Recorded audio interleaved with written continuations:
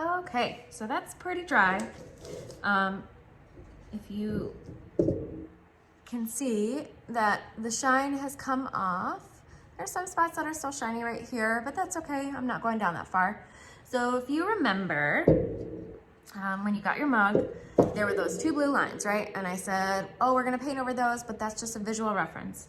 So you're remembering that those blue lines are kind of here in a belt, right? So we're going to paint a belt of that number 3 color, okay? And you're gonna do 2 coats of that too.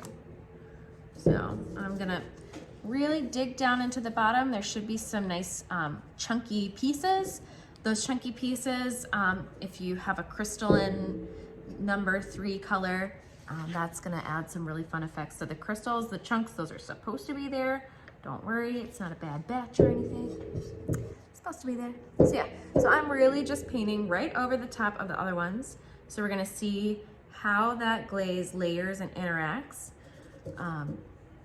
When you layer the glazes together, they do some really fun things. The different chemical reactions that happen can cause those different colors.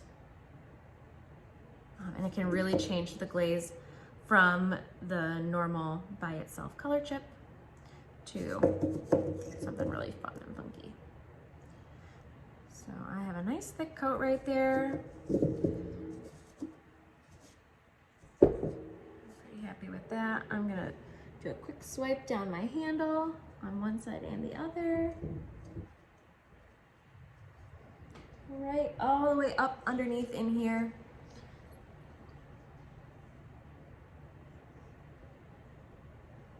Once it's dry, you'll really want to make sure you can flip it upside down and really make sure that there isn't a bare spot underneath here. This brush can be really helpful for that too. I just like a fan brush. All right, and so my glaze is really thick, and so I'm noticing that it's actually dripping down the side here. I'll show you in just a second once I get the rest of this coat on. I am really excited about that. I think that it's gonna add some really nice drips and textures and colors.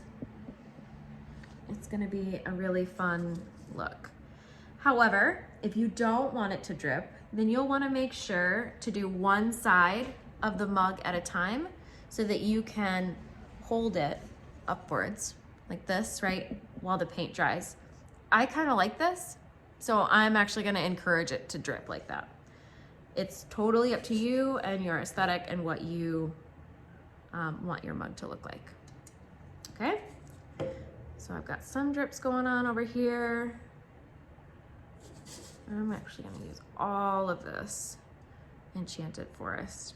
And because it's got some of those chunks in it, I'm gonna actually tap with my brush, not just swipe, because swiping will move those crystals around.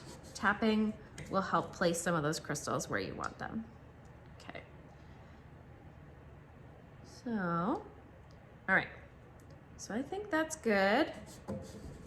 Now I'm gonna let this sit here to dry. You're gonna want it to be nice and dry before you wrap it up, otherwise everything's gonna get all smeared and smudged. So you want it to sit and dry, preferably overnight. If you can. I know those of us with kids, sometimes that can be really tough.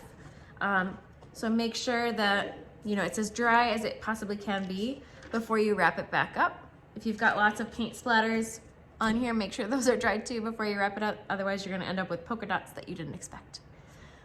So that was a super fast run through on how to do stoneware. It's really fun. Make sure to take a before picture so you can see what it looks like and compare before and after, because after it comes out of the kiln, it's totally different. It's super, super cool. If you've got any questions, please don't hesitate to send us a message via Facebook or Instagram. I think we're also on Snapchat.